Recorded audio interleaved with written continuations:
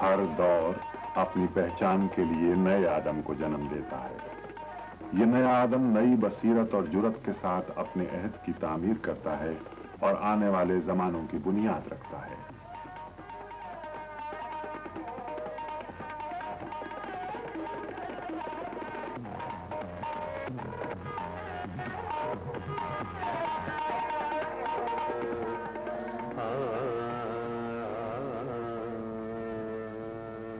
سیالکوٹ پنجاب کی شمالی سرحد پر وادی کشمیر کے پہلو میں چھوٹا سا ایک شہر.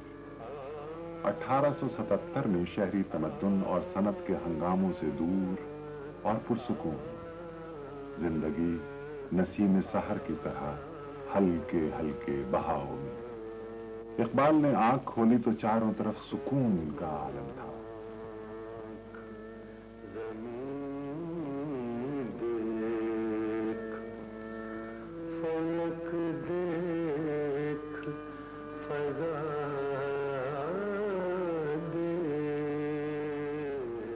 آنکھ کھولی تو شفقت کی پیکر ماں تھی، صوفی منشبات اور صاحب علم استاد.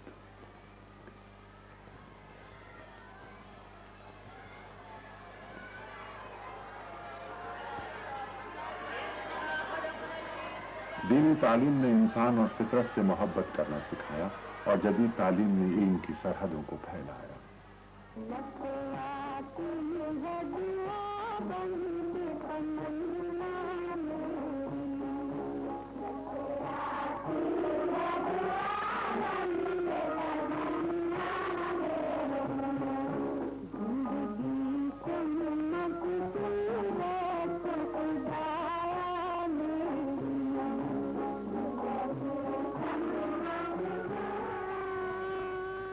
اس دور میں اس نے فطرت کو ایک عاشق کی نظر سے دیکھا.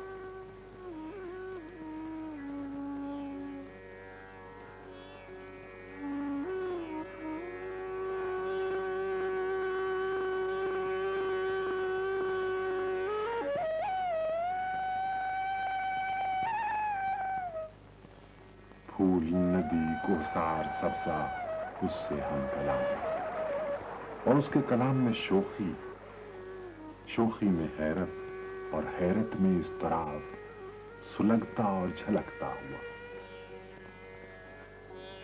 تکتے رہنا ہائے وہ پہروں تلک سوئے قمر، وہ پھٹے بادل میں بے آواز پا اس کا سفر. لیلی شب کھولتی ہے آ کے جب زلف رسا، دامنے دل کھینچتی ہے آبشاروں کی صدا. وہ خاموشی شام کی جس پر تکلم ہو فدا، وہ درختوں پر تفکر کا سما چھایا ہوا.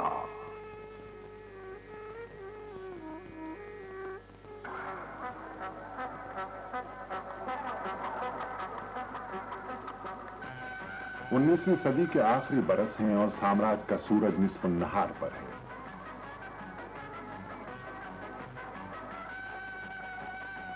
عالم اسلام افریقہ اور ایشیا غلامی کی زنجیروں میں جکڑے جا چکے.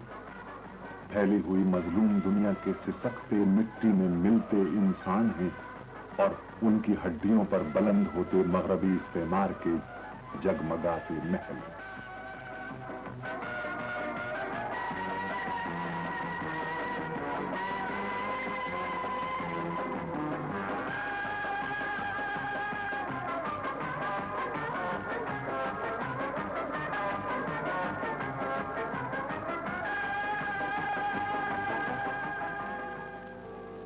سیالکوٹ کے بعد اقبال ہے اور لاہور ہے.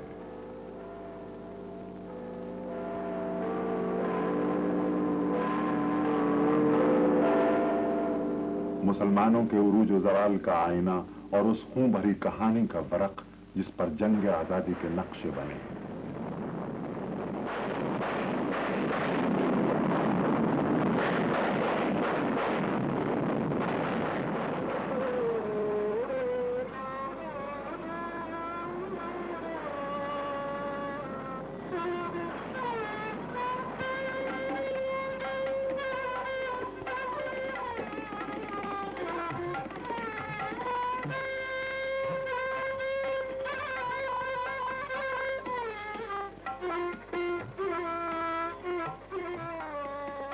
جو جو انگریز کے پنجے اس سرزمین میں گڑ رہے ہیں، یہاں سے بھوک، بدحالی، قحط اور خشک سالی اگ رہی ہے، اور اس کے رد عمل میں ایک کھولتا ہوا احساس کہ بغاوت کے سوا چارہ نہیں۔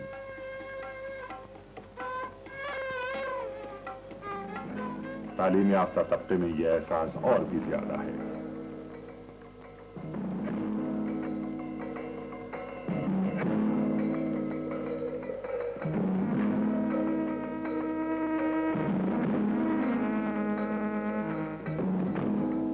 بیسویں صدی کے شروع میں اعلیٰ تعلیم کا مرکز لاہور،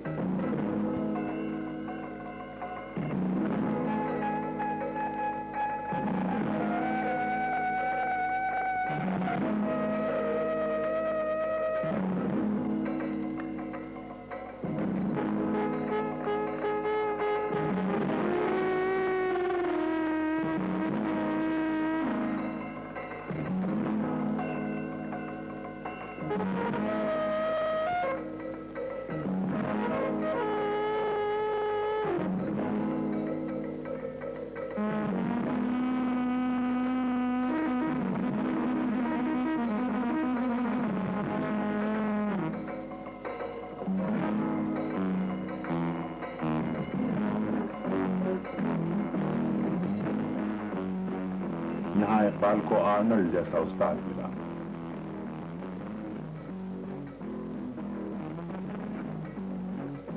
اس پر ادب اور فلسفے کی وسعتیں آشکار ہوئی، اور یوں اقبال، شاعر اور مفکر اقبال ڈھلنے لگا۔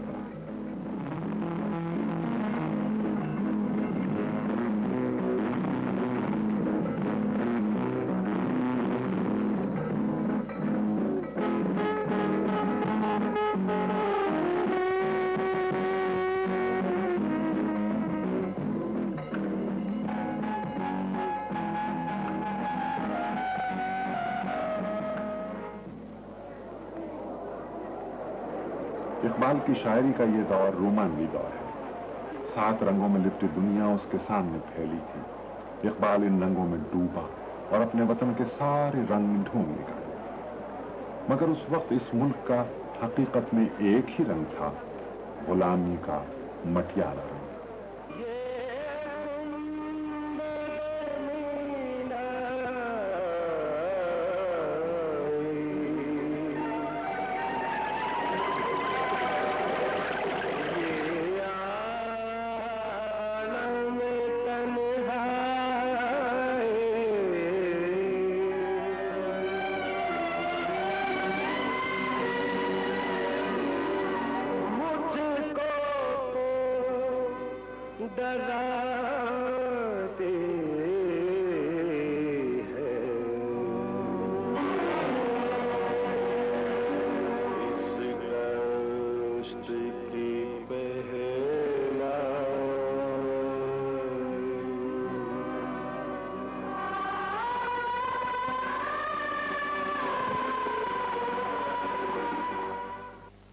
فطرت، وطن اور مذہب ایک نئے اظہار میں ڈھل رہے ہیں، مگر سوال بہت سے ہیں۔ London, Cambridge university, professor Arnold, McTaggart, Nicholson, Brown علم کی محفل سجائے ہوئے، شعور اور منطق کے نئے زاویے، نئے افق، فلسفہ، تصوف، مذہب، شاعری، سیاست، معیشت، ثقافت، تاریخ، علم کے 7 در کھلے۔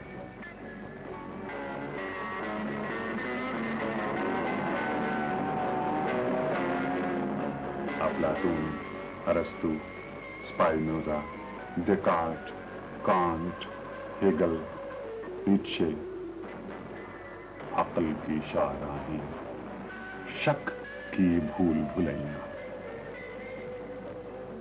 ہر ایک مقام سے آگے گزر گیا مہ نو۔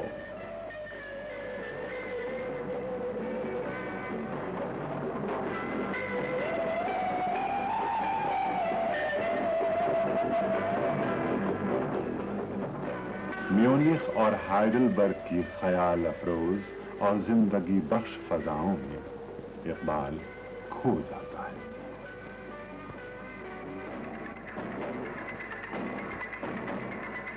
وہ سننے میں اس قدر محو ہو جایا کرتے تھے کہ جب سبق ختم ہوتا تو یوں لگتا جیسے وہ ابھی خواب سے بیدار ہوئے ہیں.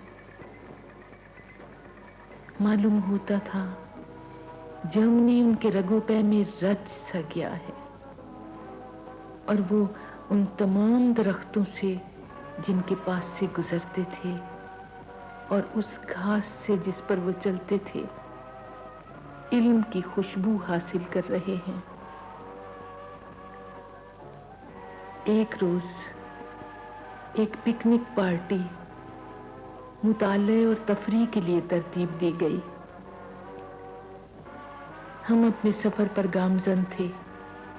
سب گاتے جاتے تھے اور ہار بنانے کے لیے جنگلی پھول توڑتے جاتے تھے. یکایک پارٹی رک گئی اور تمام ہار اقبال کے سر کے گرد یہ کہہ کر لپیٹ دیے گئے کہ ہم آپ کو نامعلوم دنیا کی بادشاہت کا تاج پہناتے ہیں.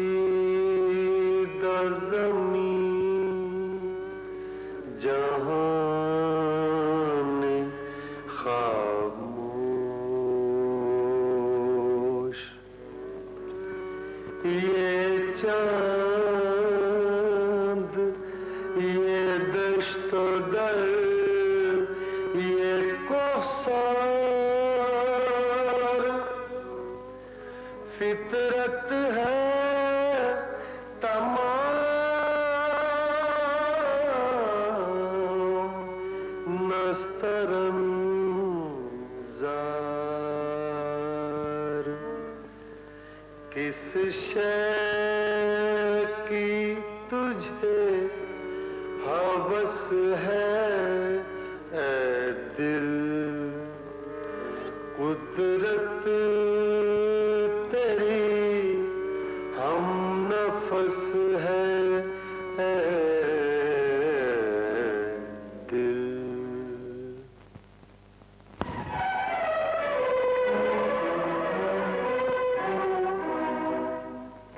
بکھری ہوئی ذات ایک جان ہو رہی ہے. مشرق و مغرب مل رہے ہیں مگر ایسے کہ ایک دوسرے میں ضم نہیں ہوتے. مشرق وجدان، عرفان اور عشق، اور مغرب عقل، مادہ اور مادے کی پرستش.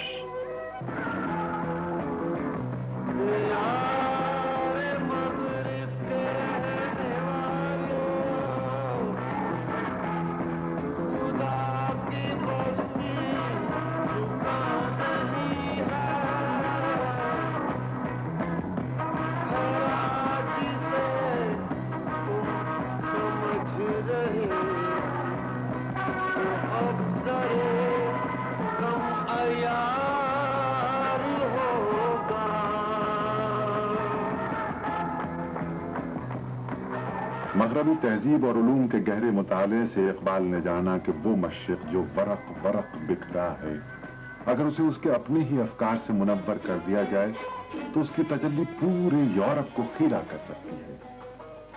مغرب میں اقبال پر مشرق طلوع ہو رہا ہے.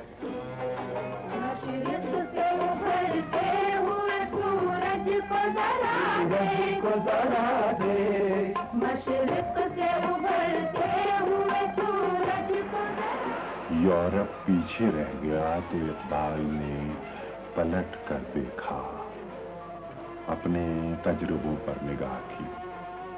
مغرب نے مشرق کو کیا دیا؟ قانون کی بالادستی، علم کی تلاش۔ لیکن کیا غلاموں کے لیے ایک قانون ہے اور آقاؤں کا دوسرا؟ علم عمل کے بغیر کیا معنی رکھتا ہے؟ سوال، بہت سے سوال، آزمائش کے نئے مرحلے۔ دنیا پہلی جنگ عظیم کے شعلوں کی لپیٹ میں ہے اور اقبال ہے محکوم قوم کا ایک آزاد فرد، شعلوں کے اس پار مستقبل پہ نظریں جمائے، اسرار خودی کی تہیں کھول رہا ہے۔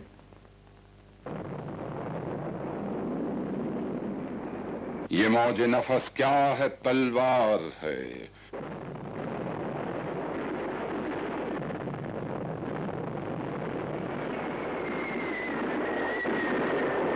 خودی کیا ہے؟ تلوار کی دھار ہے۔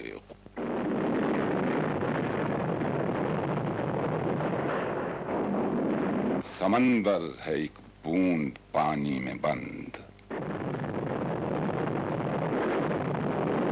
پہاڑ اس کی ہیبت سے ریگے رواں،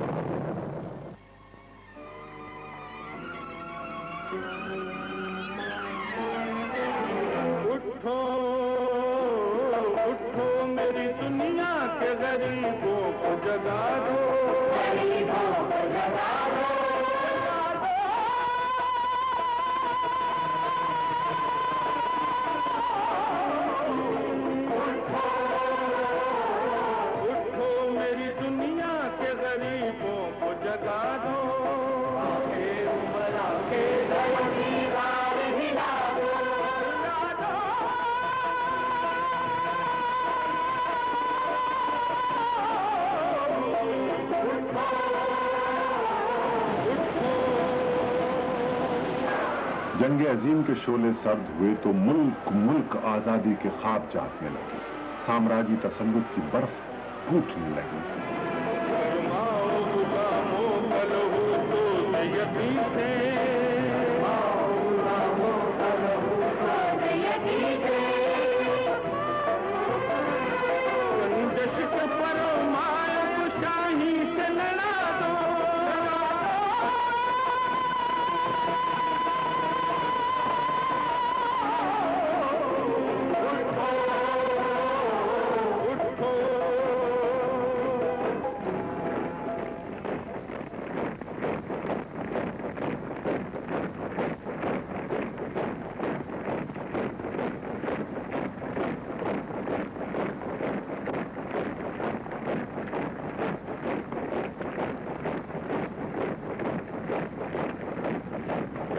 چین، ویتنام، کوریا، قومی آزادی کا سیلاب بڑھتا آ رہا ہے، سامراجی شکنجے ٹوٹ رہے ہیں، انقلاب کی منزل قریب ہے، مغرب زوال پذیر ہے، مشرق اٹھ رہا ہے۔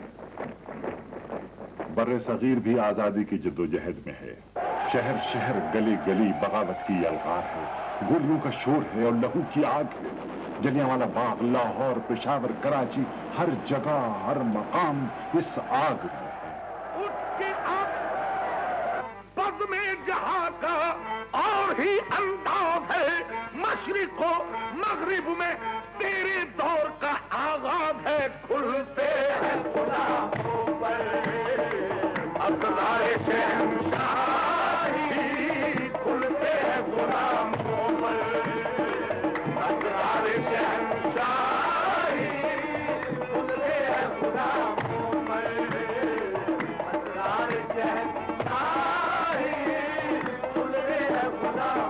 کمال صدق و مروت ہے زندگی ان کی، کمال صدق و مروت ہے زندگی ان کی، معاف کرتی ہے فطرت بھی ان کی تقصیریں۔ نشان یہی ہے زمانے میں زندہ قوموں کا کہ صبح شام بدلتی ہے ان کی تقدیریں۔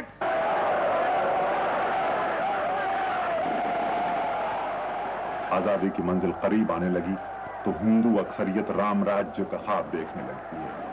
मुसलमान जो कभी हाकिम थे अब महकूम हैं, और महकूम को उनकी तकदीर बनाने की साजिश में अंग्रेज हिंदुओं की तरफदारी करते हैं।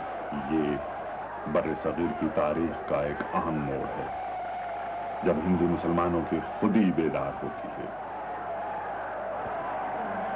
अपने अहद का नब्ज़ शनास इकबाल मुस्तकबिल का मेमार, जो मकामी सतह पर सियासी जिंदगी का आगाज पहले ही कर चुका है, 1926 में पंजाब काउंसिल के इंतखाबात में कामयाबी के बाद नौ आबादियाती निजाम और जागीरदारी पर कारी ज़रबे लगा चुका है, अब कौमी सियासत में कदम रखता है। शायरी और सियासत, नजरिया और अमल, शऊर और वजदान, माशरत और तारीख के बिखरे अज्जा एक कुल में ढल चुके हैं। उसकी निगाहें राज हस्तबूत को चीर कर एक जहाने नौ पर टिकी हैं। वो अपनी शख्सियत के उरूज पर है और उसकी जद्दोजहद हमा जिहद। सियासी सतह पर उसने बहुत पैर से पहले महसूस कर लिया था कि मुसलमानों की आजादी का ख्वाब हिंदुओं के साथ पूरा नहीं हो सकता, लेकिन मुसलमानों की आजादी की राह में उनकी तकलीद पसंदी सबसे बड़ी रुकावट है। इसीलिए वो फलसफियाना सतह पर इज्तिहाद की जरूरत का एहसास बेदार कर रहे हैं। उन्होंने अपनी शायरी को आलम इस्लाम और दुनिया की दूसरी हुर्रियत पसंद अक़वाम की जिद्दोजहद आजादी का आईना बनाया, ताकि हिंदी मुसलमान अपनी आजादी की समतें वाज़ेह तौर पर मुतय्यन कर सकें।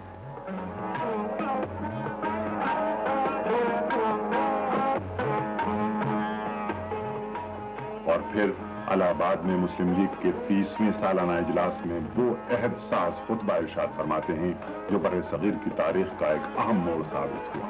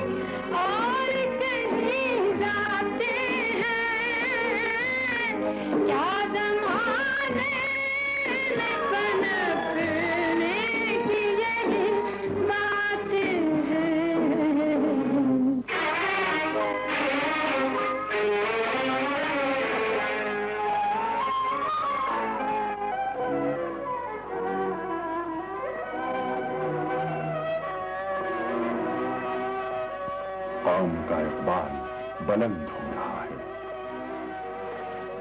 लंदन 1931, दूसरी गोलमेज कॉन्फ्रेंस।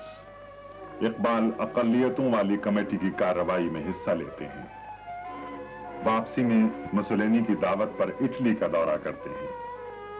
मुसोलिनी और दीगर अतालवी दानिशवरों से मुलाकात करते हैं और मशवरा देते हैं कि मगरिब के बजाय मशरिक़ का रुख किया जाए कि आने वाला जमाना मशरिक़ का है। फलस्तीन में मोतमर आलम इस्लाम के इजलास में शिरकत करते हैं। मोतमर के नायब सदर मुंतखब होते हैं और फलस्तीनी मुसलमानों की जिद्दोजहद आज़ादी के लिए सोच विचार करते हैं। 1932, तीसरी गोलमेज कॉन्फ्रेंस। इकबाल ने कहा, सूबों को मुकम्मल खुद मुख्तारी दी जाए, उनका ताल्लुक लंदन में वजीर हिंद से हो। वापसी पर हस्पानिया का दौरा करते हैं। आबे रवाने कबीर, तेरे किनारे कोई देख रहा है किसी और जमाने के ख्वाब। फ्रांस में बरसा से मुलाकात करते हैं और उसे इस्लाम के तसव्वुर ज़मा से आगाह करके हैरतज़दा कर देते हैं। मिस्र, तुर्की, ईरान, अफगानिस्तान और फलस्तीन के रहनुमाओं और दानिशवरों से मुलाकातें करते हैं। इकबाल अपने शऊर और विजदान की तख्लीकी रिफतों को छू रही हैं।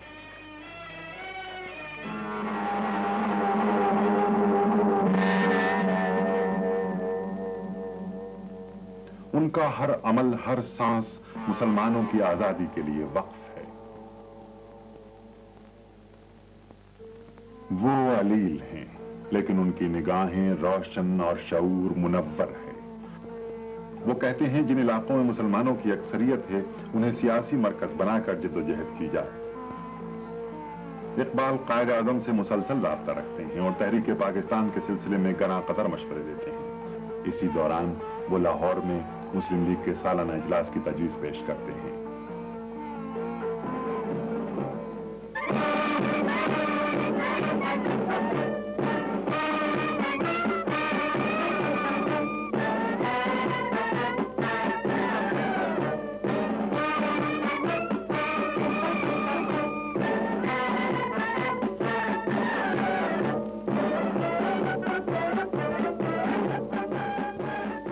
मार्च 1940 लाहौर में मुस्लिम लीग का सालाना इजलास, एक तारीख साज इज्तिमा।